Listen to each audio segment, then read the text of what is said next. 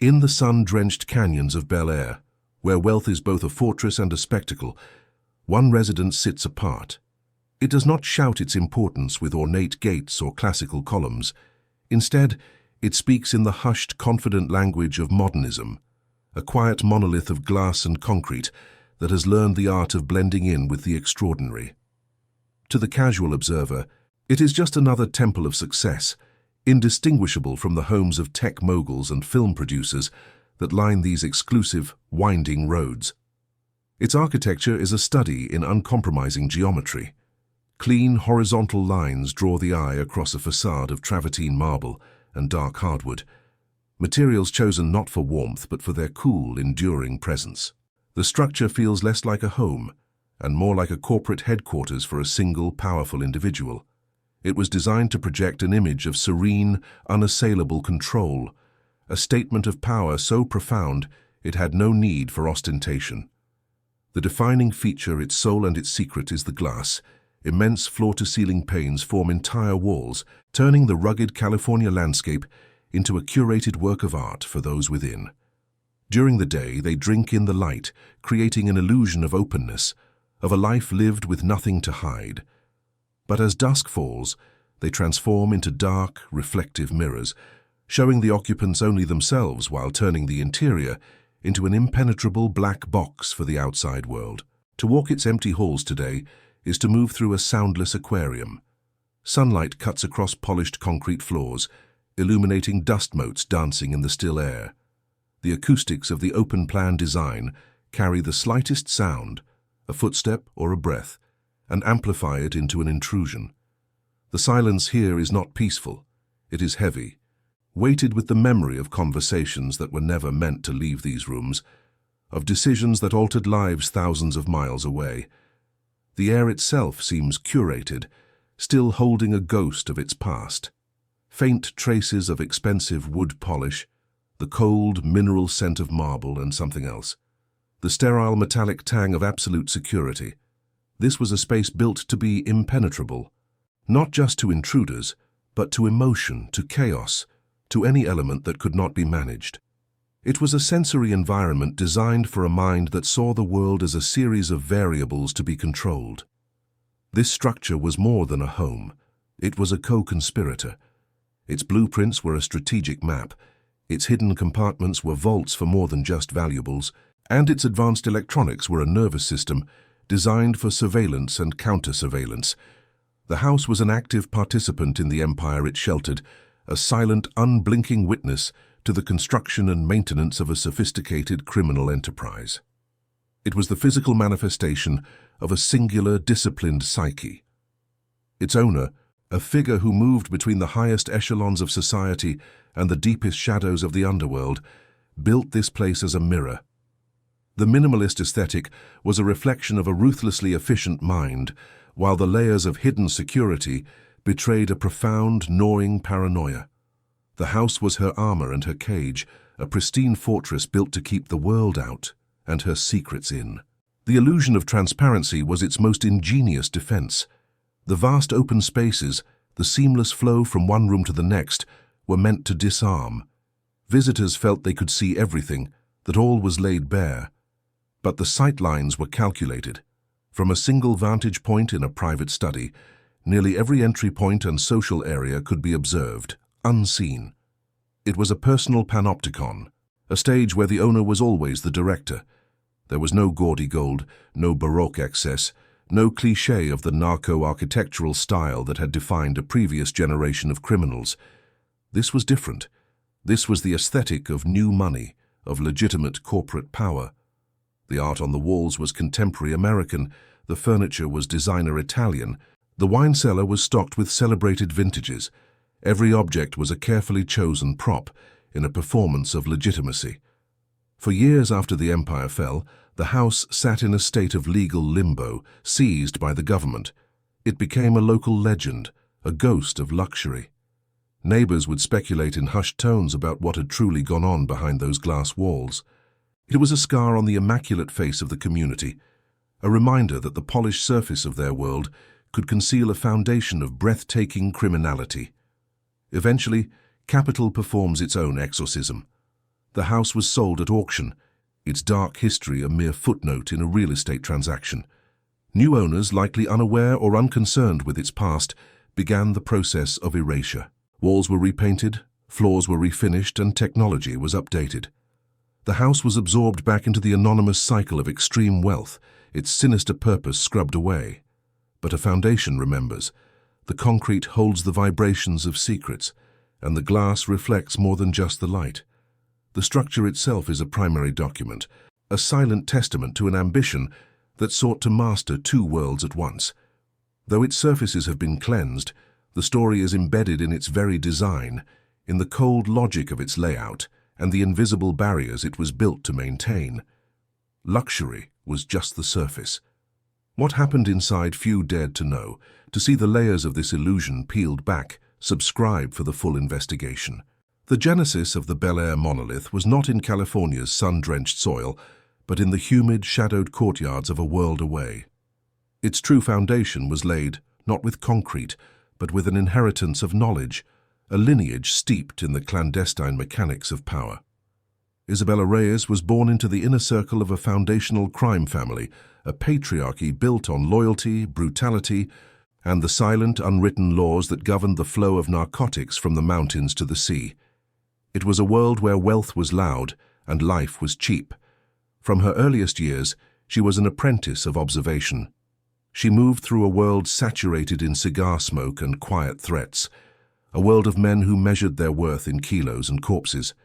She was educated not in schools, but at the periphery of meetings held on sprawling haciendas, learning the cadences of negotiation, the subtle shifts in posture that signaled betrayal, and the crude, violent calculus that underpinned the entire enterprise. She saw its power, but more importantly, she saw its profound limitations. Theirs was a kingdom of brute force, of impulsive violence and ostentatious displays that drew unwanted attention. While the men around her celebrated their dominance with gold-plated guns and garish estates, she recognized these as vulnerabilities. Her ambition was not to inherit their throne, but to dismantle it and build something new in its place, an empire that operated with the silent, lethal efficiency of a multinational corporation, one that valued strategy over savagery.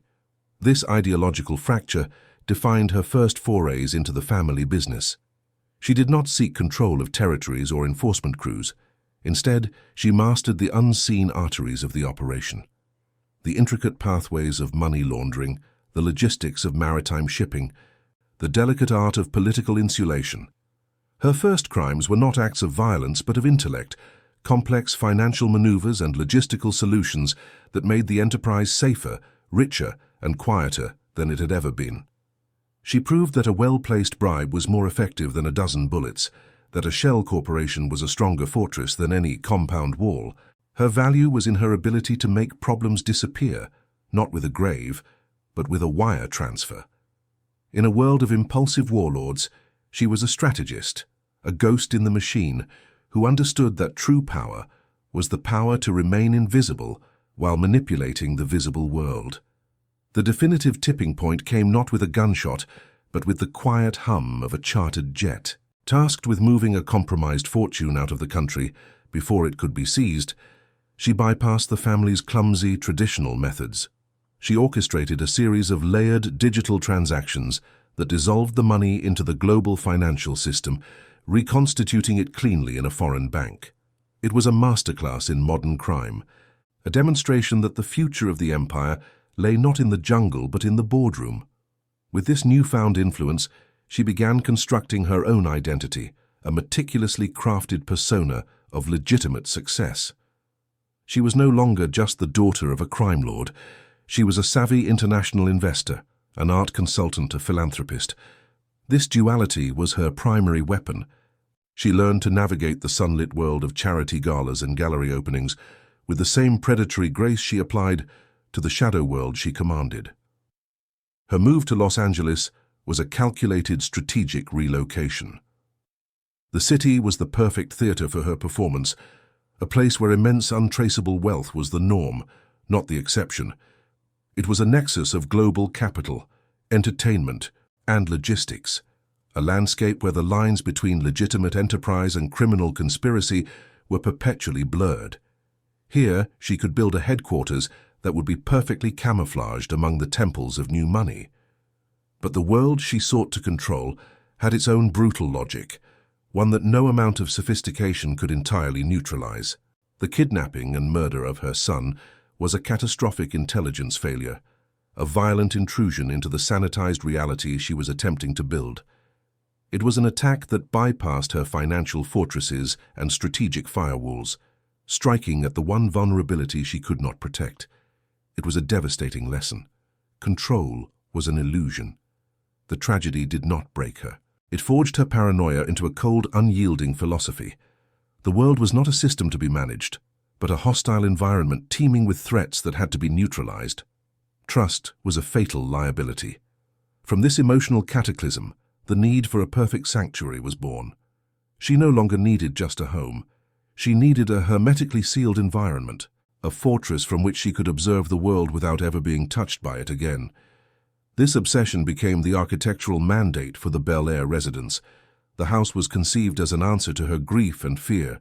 It had to be a command center, a vault and a shield, a physical manifestation of absolute, uncompromising control. Every design choice was filtered through this lens of extreme security. It was not a home for living, but a machine for surviving. The minimalist aesthetic was a direct consequence of this new worldview. Clutter was a form of chaos, ornamentation, a distraction. The clean lines, the uncluttered spaces, the polished, reflective surfaces, all were part of an attempt to impose a severe, rational order on a world that had proven itself to be savage and unpredictable. The house was to be her mind, made manifest in concrete, glass, and steel. The great glass walls, the structure's defining feature, were the ultimate expression of this traumatized psyche. They were the embodiment of a paradox, the obsessive need to see every potential threat approaching from any direction, coupled with the absolute necessity of remaining untouchable.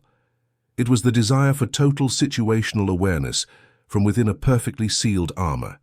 The house would be a panopticon, disguised as a piece of modern art.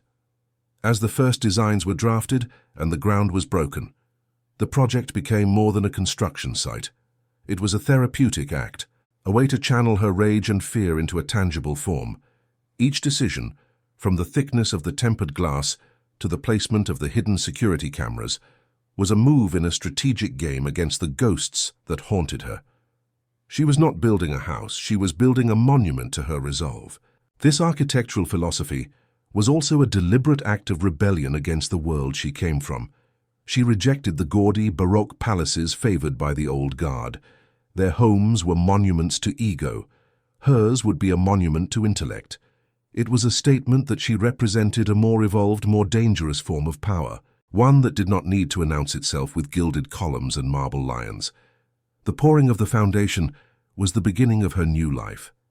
The concrete that filled the earth was imbued with her singular purpose to create a world of her own making, governed by her own rules. As the walls began to rise, they formed the perimeter of a new reality, a pristine and orderly cage built to keep the chaos of the outside world at bay.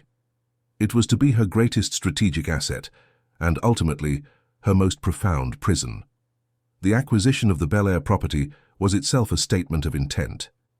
It was not an ostentatious purchase, but a strategic one, chosen for its location, its privacy, and its existing modernist bones. It was a canvas, a structure with potential that she would systematically remold into a weapon. The initial property was merely a shell, a respectable address that provided the perfect cover for the radical transformation that was about to begin, a process that would mirror the construction of her empire piece by piece. The first alteration was not an addition, but a subtraction of vulnerability. The heart of the house, a spacious home office with a view of the canyon, was gutted. It was rebuilt as a secure core, a room within a room.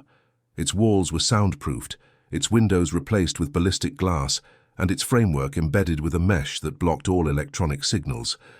This was not a study for quiet contemplation. It was a command bunker, the insulated brain from which a clandestine network would be managed.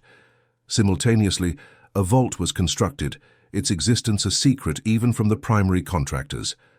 accessed through a seamless automated panel hidden behind a false wall in the master closet.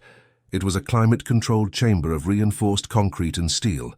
Its purpose was twofold: to secure the physical currency and untraceable assets that were the lifeblood of the early enterprise, and to house the parallel ledgers that documented the true nature of her transactions, a paper trail that could never be allowed to see the light of day. These initial modifications were entirely internal, invisible to the outside world. The house's exterior profile remained unchanged, a deliberate act of architectural stealth. It projected an image of quiet, established wealth, while its internal organs were being hardened for war. This period corresponded directly with the consolidation of her logistical control over key Pacific shipping lanes, a time when her power was growing exponentially but was still largely unseen, operating beneath the surface of legitimate commerce. As her influence brokered a tentative peace between warring Colombian producers and Mexican syndicates, the empire required a new kind of space. It needed a neutral ground for diplomacy, a theater for the delicate and dangerous work of building alliances. The house had to expand, not for luxury but for function. The plans were drawn for a new guest wing, an addition that would double the residence's footprint and fundamentally alter its purpose. This new wing was a masterpiece of calculated design. Publicly, it was a space for hosting international business partners and artists. Privately, it was a series of secure, self-contained suites and meeting rooms, each with its own private entrance and isolated environmental systems. It was a place where emissaries from hostile organizations could meet under her roof without ever crossing paths, their presence unknown to one another. Every detail of the annex was engineered for control. Encrypted communication lines were built directly into the walls, providing secure channels that bypassed conventional networks. The ventilation systems were discreet, ensuring that conversations in one room were acoustically isolated from the next. It was a purpose-built environment for high-stakes negotiation, where the architecture itself enforced the terms of engagement. The aesthetic of the guest wing was cold, corporate, and imposing. Polished concrete floors, stark white walls, and minimalist furniture created an atmosphere of sterile efficiency. It was designed to subtly intimidate, to communicate to all who entered that they were on her territory, operating according to her rules. It was a physical manifestation of her role as the indispensable, untouchable mediator. With the logistics of supply and distribution secured, the empire entered its most profitable phase. The torrent of money now needed to be cleaned, legitimized, and integrated into the global financial system. The house, once a command center, now had to become a sophisticated money laundering instrument. Its transformation shifted from security to curation, from fortification to performance. The sterile walls of the main residence began to fill with art. This was not a casual collection. It was a carefully selected portfolio of contemporary American masters. Each acquisition, often made through a shell corporation at a high-profile auction, served to wash millions of dollars in drug profits. The paintings were more than decoration. They were financial assets, their provenance a clean new identity for dirty money. The interior was furnished with designer Italian pieces, each object a testament to cultivated taste. The names were a litany of modern luxury: Minotti, Poltrona Frau, B&B Italia. This was not the gaudy excess of the old guard. It was the quiet, confident language of sophisticated capital. The furniture was a prop, part of a carefully constructed stage set designed to disarm the legitimate business and political figures she now sought to influence. The house became the premier venue for exclusive charity galas and political fundraisers. Within its glass walls, she moved effortlessly between Hollywood producers, tech billionaires, and city officials, weaving a web of influence and complicity. These events were her most effective form of political insulation, transforming her from a mysterious recluse into a celebrated philanthropist and power broker. The duality of the house was absolute. On the main floor, politicians would sip champagne and admire a Rothko, their campaigns unknowingly funded by the proceeds of a 9-ton cocaine shipment. In the subterranean study, shielded from the world, she would be negotiating the logistics of the next one. The architecture was the enabler, the physical barrier that allowed these two worlds to exist simultaneously. separated by just a few inches of reinforced concrete. The final major construction was the landscaping of the grounds. The rugged canyon hillside was terraced and transformed into a serene Zen garden. This was not an act of finding peace, but of imposing order. The raked gravel, the carefully placed boulders, and the minimalist water features were a projection of a mind that sought to control every variable, even nature itself. It also provided a secure, open-air location for conversations too sensitive for any room, however secure. As the empire reached its zenith, the house's technological systems received their final upgrade. A network of nearly invisible security cameras and microphones was integrated into the structure, their feeds monitored from a central security hub. The system was designed not only to watch for external threats, but also to record every interaction within the house's social spaces, a reflection of a paranoia that had now turned inward, trusting no one. The residence was now complete. It was no longer a house, but a perfectly calibrated machine, an ecosystem designed for the preservation and expansion of power. Every surface, every sightline, every technological system worked in concert to support the vast criminal enterprise it sheltered. It was a fortress disguised as an art gallery, a corporate headquarters masquerading as a home. It had become a material biography of its owner. The reinforced foundation and hidden vault were the legacy of her cautious beginnings. The diplomatic wing was a monument to her strategic consolidation of the trade routes. The curated art and designer furniture were the symbols of her successful campaign to launder not just her money, but her very identity. From behind the vast panes of glass, she could survey her domain. The lights of Los Angeles sprawled below, a territory she influenced from the shadows of her immaculate sanctuary. The house gave her the illusion of omniscience, of being able to see the world without being touched by it. It was the ultimate expression of her power, a quiet monolith that dominated the landscape through its sheer, uncompromising presence. The architecture had achieved a state of perfect, paradoxical harmony. It was a transparent fortress, a public stage for a secret war. The silent, ambient hum of its climate control and security systems was the sound of an empire at its absolute peak, a power so vast and so deeply embedded that it believed itself to be permanent, unassailable, and eternal. Which detail best reveals the builder's vanity? The marble ballroom, the bulletproof windows, or the underground vault? At its zenith, the house was no longer a project in motion, but a perfected state of being. It had learned the rhythms of its occupant, its automated systems a silent extension of her will. The climate control maintained a constant, sterile temperature, indifferent to the California heat waves. The air filtration systems scrubbed the atmosphere of pollen and pollutants, creating a pristine, internal environment. The residence had become a self-regulating ecosystem, a hermetically sealed world where every variable was accounted for and managed, a physical manifestation of an empire that believed it had achieved a permanent, unassailable equilibrium. The day did not begin with the rising of the sun, but with a series of silent electronic handshakes.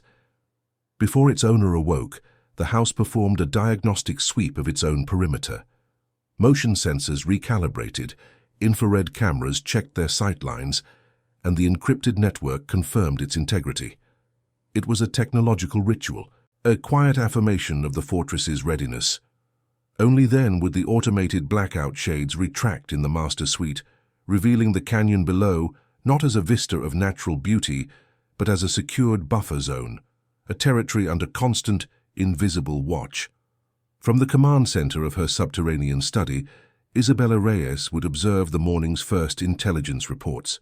These were not stock market updates or political briefings, but encrypted data streams detailing maritime movements in the Pacific, shifts in currency exchange rates in offshore havens, and surveillance summaries on both rivals and allies. She moved through this virtual world with the same detached precision that defined her physical one.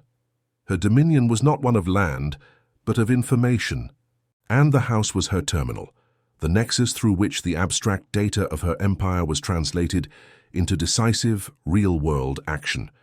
The human element within the house moved with a similar, programmed efficiency.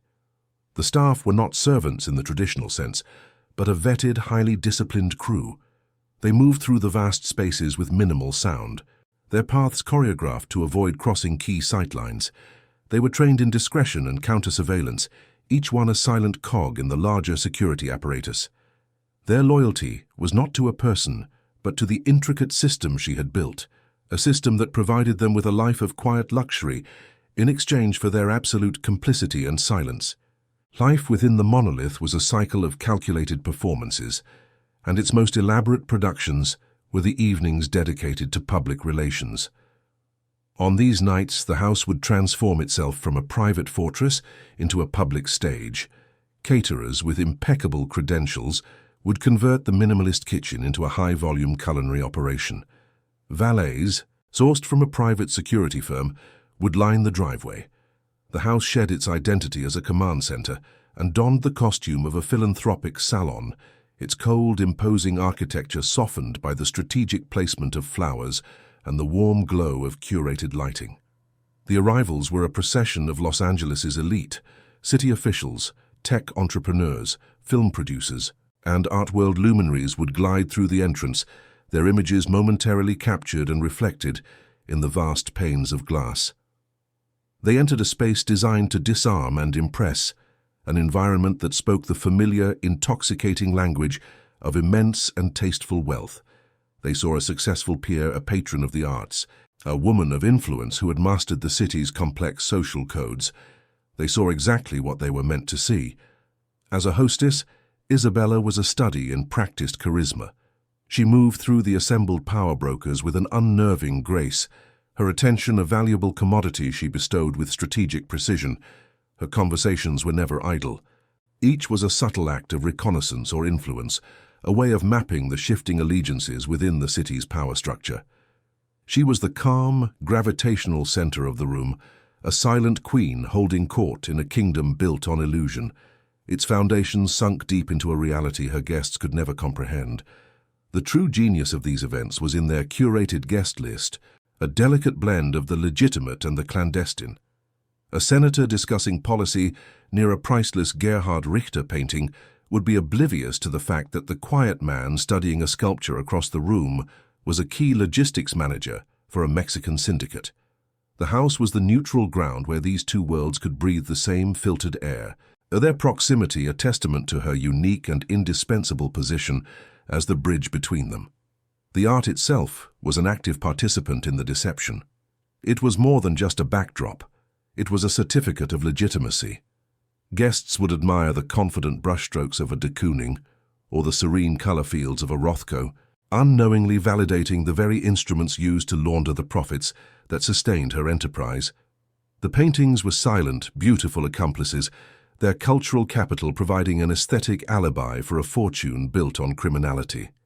The conversations they sparked about beauty and investment were the final purifying rinse cycle for the blood money that had purchased them. While champagne flutes clinked on the main floor, the house's subterranean brain remained fully operational. In the soundproofed study, a trusted lieutenant would monitor the secure channels, overseeing a transaction unfolding half a world away. The architecture was the great enabler of this duality. Just a few feet of steel-reinforced concrete separated the world of polite society from the cold, hard mechanics of international narcotics trafficking. The house allowed these two irreconcilable realities to coexist, its very structure a physical barrier against the truth. This separation was absolute. The study and the guest wing were on an independent closed-circuit power and communication grid. No sound, no electronic signal, no vibration could pass between the public spaces and the secure core. It was an architectural firewall. The guests above, celebrating what they believed to be the pinnacle of legitimate success, were living in a carefully constructed fiction, while the grim business that funded their champagne and canapes was conducted directly beneath their feet. An exchange with a city council member by the floating cantilevered staircase was a masterclass in soft power. A discussion about a new wing for a local museum would conclude with a quiet pledge of a substantial donation from one of her charitable foundations. In that single, brief interaction, a politician's loyalty was secured. Zoning variances for a port-adjacent warehouse were implicitly eased, and another layer of political insulation was woven into the fabric of her empire. Her checkbook was a far more effective weapon than a gun, yet even at the height of her own performance, her paranoia was a constant humming undercurrent. Her gaze would occasionally drift, not out of distraction, but to register the subtle feedback from her environment. The reflection in a glass pane might reveal a guest lingering too long in one area. A subtle hand gesture to a member of her security staff would ensure they were discreetly observed. She was the director, the lead actress, and the chief of security in her own elaborate theatrical production. The grotesque irony of the scene was palpable to anyone who knew even a fraction of the truth. The fortunes being celebrated, the political careers being advanced, the cultural institutions being endowed, all were downstream from a river of human misery that flowed from the Andean highlands to the streets of American cities. The house was the endpoint of that river, a serene, beautiful reservoir where the contaminated water was filtered, purified, and bottled as legitimate capital. During these events, the guest wing would often house a different kind of visitor. While the main residence played host to the public face of power, a key emissary from a Colombian supplier might be sequestered in one of the annex's secure suites. This individual would remain unseen, waiting for a private late-night audience after the legitimate guests had departed. The house functioned as a diplomatic embassy for a government that did not officially exist, with protocols as rigid as any State Department. As the last valet-parked luxury car pulled away, a profound shift would occur. The house would exhale, its social mask dissolving into the night. The catering crews would vanish, the lighting would dim, and the vast open spaces would revert to their default state of imposing emptiness. The silence that descended was not one of peace, but of immense contained power, the low hum of the security systems now the dominant sound. The transition was immediate. Isabella would descend to the secure core. The glamour of the evening shed like a costume. Here the real work resumed. Reports were analyzed, payments were confirmed, and strategic decisions were made. The art gallery and social club above became irrelevant, a mere tool that had served its purpose for the night. Down here, in the cold, functional heart of the operation, the true nature of the empire was laid bare on encrypted screens. In these solitary hours, the great glass walls became her most intimate companions. They no longer reflected the flattering lights of a party, but the impenetrable black of the night, turning every window into a perfect mirror. Staring out, she would see not the sprawling lights of Los Angeles, but an infinite series of her own reflection, reproduced again and again in the polished, sterile emptiness of her creation. She was the sole occupant of a fortress designed to keep the world out, and in doing so had created the perfect prison for herself. It was into this meticulously controlled world that a new, volatile element was introduced. Juan Diego Espinosa Ramirez, known as El Tigre, was a trafficker of the old school, charismatic, impulsive, and accustomed to a world governed by loyalty and brute force, not corporate strategy. His presence within the house was a disruption of its core philosophy, an intrusion of raw, unpredictable emotion into a system designed to eliminate it. He did not understand the house's language of minimalist restraint. He saw its sterile spaces not as a statement of sophisticated power, but as a lack of passion. His laughter was too loud for the acoustically sensitive rooms, his casual disregard for protocol a constant source of friction for the security staff. He was a creature of the world she had sought to transcend, a living embodiment of the chaos she had built her fortress to repel. His relationship with her was a catastrophic strategic error, a rare surrender to an emotional impulse that violated her own strictest codes of conduct.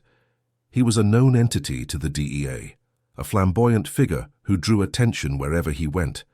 Bringing him into the sanctuary, allowing him access to the core of her world, was a crack in the foundation of the entire enterprise.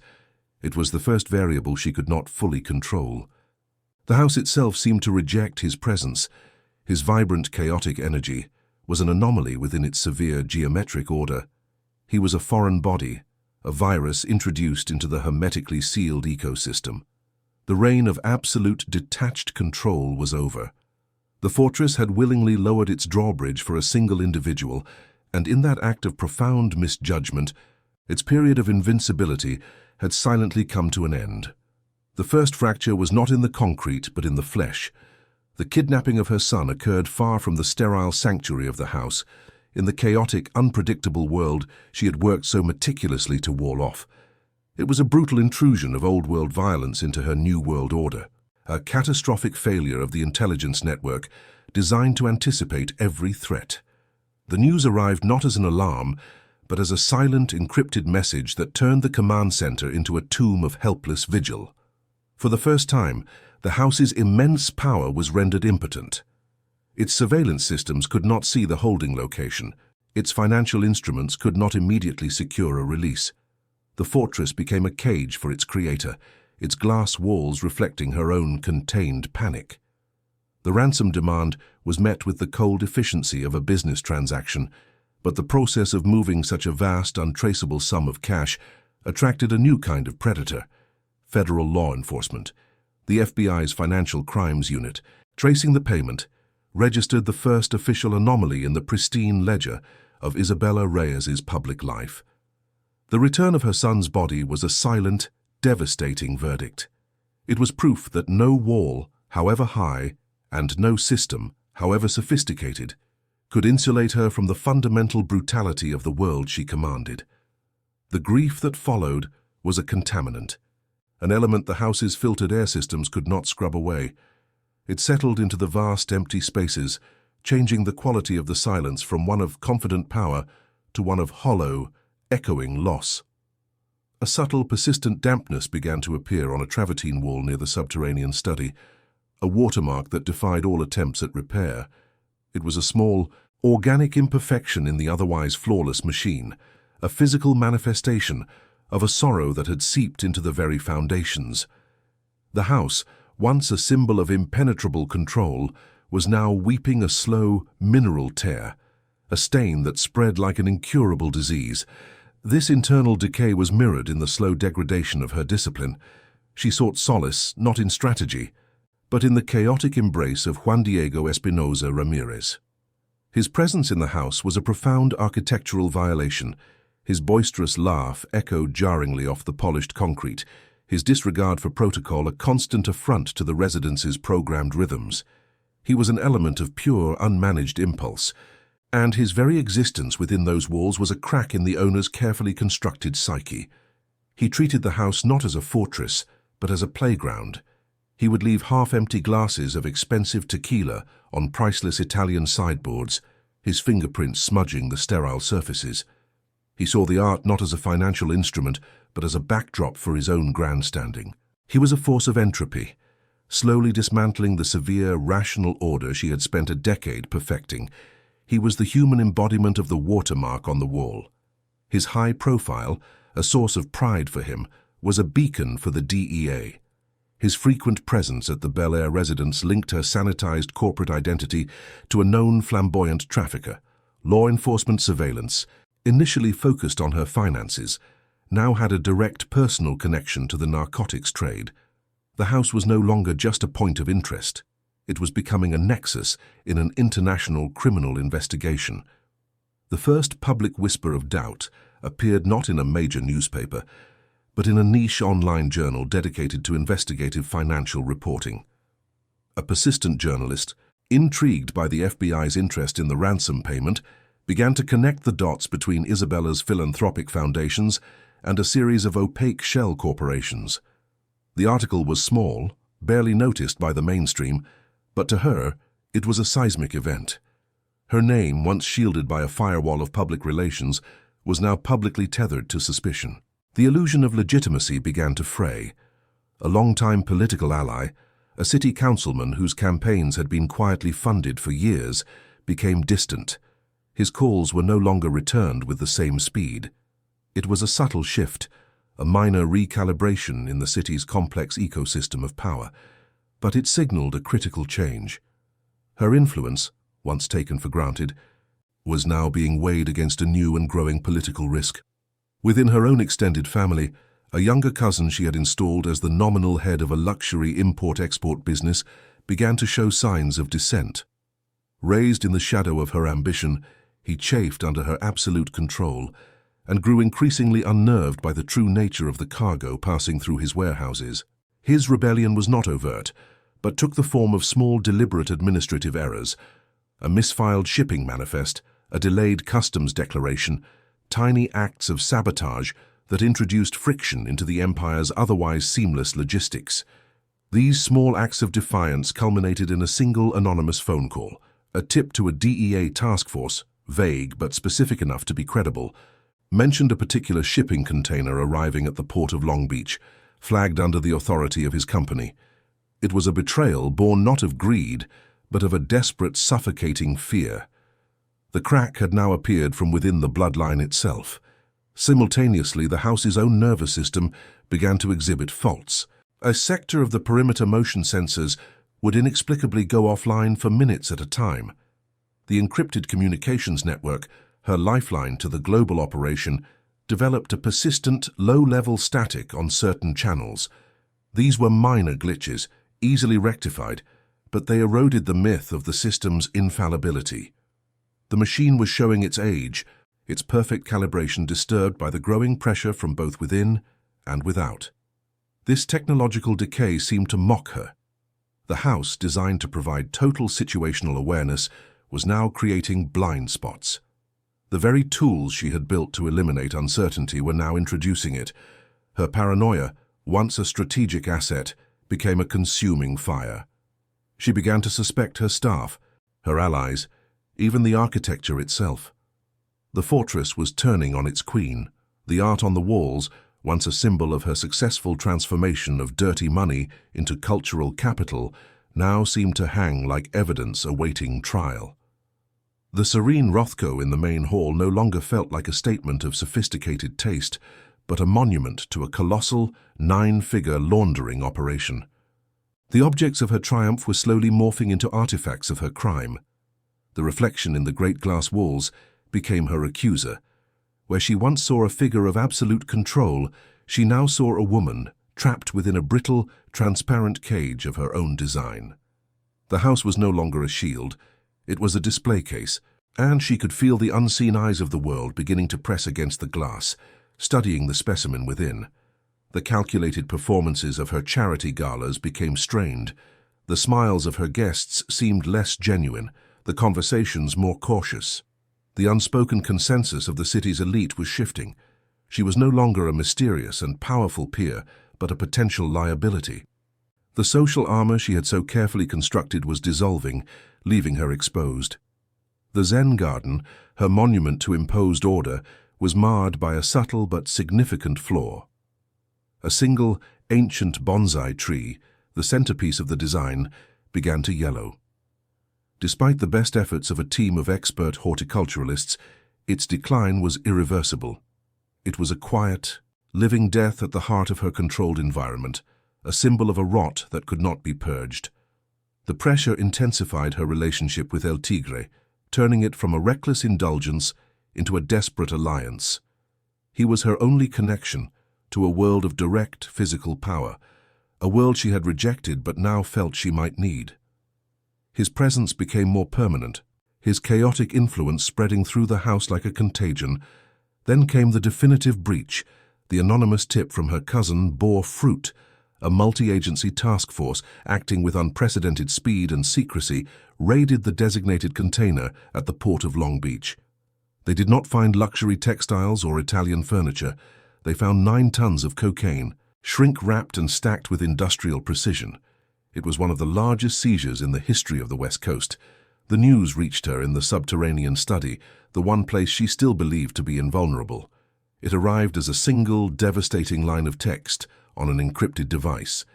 In that moment, the house's silence was no longer a sign of control, but the sound of a vacuum. The cracks had finally converged, and the entire structure of her world, both physical and metaphorical, was about to shatter. The warrant arrived not with a siren, but with the silent, inexorable force of a tectonic plate shifting deep beneath the city. It was a document, a stack of paper bound by legal language, yet it possessed more destructive power than any explosive. It granted the government the right to turn the house inside out, to perform a forensic autopsy on a structure that was, for all intents and purposes, the primary co-conspirator in a vast criminal enterprise. The seizure of the cocaine was the predicate. The raid on the house would be the conclusion. The final morning of the house's life as a sanctuary was eerily normal. The automated systems hummed their quiet song of efficiency, regulating the air and light as they had been programmed to do. Sunlight streamed through the great glass walls, illuminating the silent, empty rooms with a pristine, almost holy glow. The art on the walls, the furniture arranged with geometric precision, the polished concrete floors, all waited in a state of suspended animation, a perfect stage set for a drama whose lead actress had already been taken from a different theater. The first sign of the coming storm was not a sound on the ground, but a disturbance in the sky. The rhythmic chopping of helicopter blades tore through the placid Bel Air morning, a sound so alien to the neighborhood's curated tranquility that it felt like a violation of natural law. The noise grew, circling a mechanical vulture observing its prey from above. For the first time, the house was being viewed not as an object of aspiration, but as a target under tactical surveillance. Then came the convoy. A line of dark, unmarked government vehicles ascended the winding road, their progress methodical and unhurried. They did not rush the gate, they presented the warrant. The fortress's defenses, designed to repel a physical assault, were rendered obsolete by a piece of paper. The heavy, minimalist gate slid open not for a guest or its owner, but for a multi-agency task force. The invasion had begun, and the house's immune system had been legally and irrevocably disabled. Inside, the sterile silence was shattered by the measured tread of tactical boots and the clipped professional language of federal agents. The vast, open-plan living area, designed to project an image of serene, untouchable power, was instantly transformed into a staging ground for its own dissection. The space that had once disarmed powerful guests with its scale and beauty was now an occupied territory, its sightlines and acoustics mapped and controlled by a new authority. The operation was not a chaotic ransacking, but a clinical, systematic excavation. Teams moved with practiced efficiency, each assigned to a different sector of the residence. They were not looking for a person. They were hunting for the secrets embedded in the structure itself. The house was now the primary witness, and they were there to hear its testimony, whether it was offered willingly or had to be extracted from its very bones. The first casualties of the raid were the symbols of legitimacy. The contemporary masterpieces were carefully unhooked from the walls, their cultural value secondary to their role as evidence in a massive money laundering scheme. The Rothko and the de Kooning were no longer art. They were exhibits A and B. Wrapped in protective material and catalogued, they were carried out of the house like bodies from a crime scene, their removal a public stripping of the empire's aesthetic alibi. Every piece of designer furniture was scrutinized, moved and scanned. The sleek Italian sideboards were checked for hidden compartments, the custom-built bookshelves for false backings. The carefully curated performance of sophisticated taste was dismantled piece by piece. The objects that had once been props in a play about legitimate wealth were now just material evidence. Their silent complicity finally brought into the harsh light of a federal investigation. Agents ascended the cantilevered staircase to the private quarters, breaching the final layer of personal space. The master suite, a minimalist sanctuary of grey and white, was subjected to the same impersonal scrutiny. The walk-in closet with its rows of designer clothing was searched, its false wall discovered not by chance, but by a detailed study of the building's original and modified blueprints, which had been seized from the county clerk's office.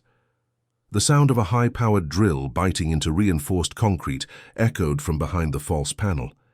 It was the sound of the house's deepest secret being forcibly exhumed. The hidden vault, the architectural heart of the entire criminal enterprise, the one space designed to be truly impenetrable, was being cracked open. The noise was a mechanical scream, a protest against the ultimate violation. When the heavy steel door was finally pried open, it revealed not a glittering trove of gold or jewels, but something far more valuable and far more damning. Inside the climate-controlled chamber were rows of neatly organized ledgers, external hard drives, and stacks of currency from a dozen different nations. It was the empire's central nervous system, its unwritten constitution, its entire history laid bare. The parallel ledgers were the Rosetta Stone of the operation, with cold, meticulous detail, They documented the flow of money from its narcotic origins through a labyrinth of shell corporations, charitable foundations, and art acquisitions. They named names, listed dates, and quantified transactions with the dispassionate precision of a corporate accountant. The house had kept a perfect record of its own crimes. The technological heart of the fortress was the next to be seized. In the subterranean study, technicians disconnected the servers that ran the house's encrypted communications and internal surveillance network. The system she had built to watch the world, to monitor her own guests and allies, was now the property of the US government. Her paranoia had become her prosecutor's greatest asset. The hard drives contained thousands of hours of video and audio recordings, meetings held in the secure guest wing, conversations in the Zen garden, every interaction within the house's public spaces, all had been captured. Her obsession with control had led her to create an exhaustive, irrefutable archive of her own conspiracy. The panopticon had been turned against its creator, its all-seeing eye now serving a new master.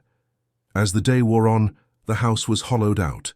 Walls were opened to trace wiring, floorboards were pried up, and even the serene Zen garden was searched with ground-penetrating radar. The structure was being systematically stripped of its secrets, its dignity, its very identity. The illusion of a home was gone, replaced by the raw, exposed reality of a crime scene. By nightfall, the house was a ghost of its former self. Its pristine surfaces were smudged with fingerprint dust, its silent halls echoed with the static of federal radios, and its empty walls bore the pale rectangles where great art had once hung. The great glass panes, no longer reflecting a curated world of power and influence, now showed only the cold, sterile lights of the forensic teams working within. The raid had succeeded in its primary objective. It had not just captured evidence, it had dismantled a symbol. The house, once a monument to the perfect fusion of crime and capital, was now just a collection of expensive materials, its purpose extinguished, its power nullified. It was a ruin, not of stone and mortar, but of the ambition that had given it meaning. What was left was a hollowed-out shell, a silent testament to the fact that any fortress, no matter how sophisticated or well-disguised, is only as strong as the secrets it is forced to keep. The monolith of Bel Air had been breached, its contents catalogued and seized, its very architecture entered into evidence as the most compelling witness against its own creator. So where does power truly reside? In concrete, or in what survives its fall? To witness the final verdict on the house and the queen who built it, subscribe for the conclusion of this investigation. The government's exorcism was not one of ritual, but of commerce, seized by the US. Marshall's service, the Bel Air monolith, sat in a state of suspended animation, a legal ghost in one of the world's wealthiest zip codes. For years, it was a silent monument to a spectacular implosion, its value on paper eclipsed by the notoriety of its history. Then, as all things in this city eventually are, it was converted back into pure capital. At a government auction, the fortress was sold, its dark legacy a mere line item in a transaction designed to close a file and recoup a fraction of the damage. The new owners began the process of erasure with the quiet efficiency of their class. The house was not demolished, for its bones were too valuable. Instead, it was subjected to a deep architectural cleansing. Walls were stripped to their concrete skeletons and repainted in shades of neutral white. The advanced paranoid security systems were ripped out and replaced with newer, smarter technology designed for convenience, not counter-surveillance. The house was being taught to forget, its memory overwritten by the bland, universal language of modern luxury. To walk its halls now is to experience a different kind of emptiness. The heavy silence of contained secrets has been replaced by the vacant, echoing silence of a property awaiting its final staging. The air, once thick with the metallic tang of paranoia, now smells only of fresh paint and new hardwood sealant. The faint mineral stain on the travertine wall, that single tear of the fortress, has been professionally bleached and polished into oblivion. The house has been returned to a state of innocence it never truly possessed. The empire it sheltered suffered a less gentle fate. It did not die in a blaze of glory, but was dismantled in the quiet hum of legal proceedings and the cold reality of spreadsheets. The logistics network was severed, the shell corporations dissolved, the political allies scattered to the winds. The intricate web of influence, once strong enough to move mountains of product and rivers of cash across continents, evaporated into a collection of indictments, asset forfeitures, and redacted witness testimonies. Isabella Reyes was never subjected to a final violent confrontation. Her end was not a hail of bullets, but the stroke of a pen on a plea agreement. In a federal courtroom, stripped of her tailored armor and the insulating architecture of her home, she became just another defendant in a complex conspiracy case. Faced with an avalanche of evidence, the ledgers from her vault, the recordings from her own surveillance system, she made the final strategic decision of her career. She traded decades of her life for the possibility of a future. Her fate is perhaps the story's most unsettling paradox. After serving her time in a federal correctional institution, a world of brutalist concrete far removed from her minimalist palace, she was released. Today, Isabella Reyes exists in the strange digital afterlife of modern infamy. She is a social media personality, a true crime celebrity, who cultivates a following with carefully curated posts about resilience and reinvention, all while maintaining a polished, ambiguous denial of her past. She has entered the final, most bizarre money laundering operation, the cleansing of a legacy. From the screen of a smartphone, she performs a new version of the legitimacy she once sought to build with concrete and art. Her charisma, once a tool to disarm politicians and rivals, is now deployed for likes and shares. The Queen of the Pacific, the master strategist of a billion-dollar narcotics empire, has rebranded herself as a survivor, her life's work reduced to content for a world that consumes tragedy as entertainment. And the great glass walls, the recurring symbol of her dual existence, now serve a new master. They no longer reflect a solitary figure staring into the abyss of her own paranoia. Today they reflect the anodyne life of a tech mogul's family, children's toys scattered on the Italian furniture, a golden retriever sleeping on the polished concrete floors. The panopticon has become a picture window, its view no longer a secured perimeter, but simply a canyon, a sunset, a city that has already forgotten the silent war once waged from within its transparent fortress. A foundation remembers, but new flooring and fresh paint can mute its voice to a whisper. The house has been absorbed back into the anonymous fabric of extreme wealth, its sinister purpose a footnote for obsessive historians and federal archivists. It proves that capital is the ultimate solvent, capable of dissolving even the most stubborn stains of history, recycling the architecture of crime into a new asset, pristine and profitable. The system she sought to master simply reabsorbed her greatest creation. The monolith still sits apart, a quiet study in uncompromising geometry, blending in with the extraordinary. To the casual observer, it is once again just another temple of success, indistinguishable from the others that line these exclusive winding roads.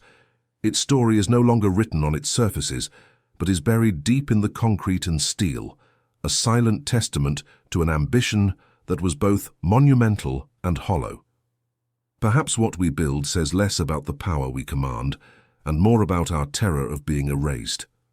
The fortress, in the end, was not a monument to her strength, but to her fear of being just another ghost in a world that never stops moving, a world that will always build over its own ruins without a second glance.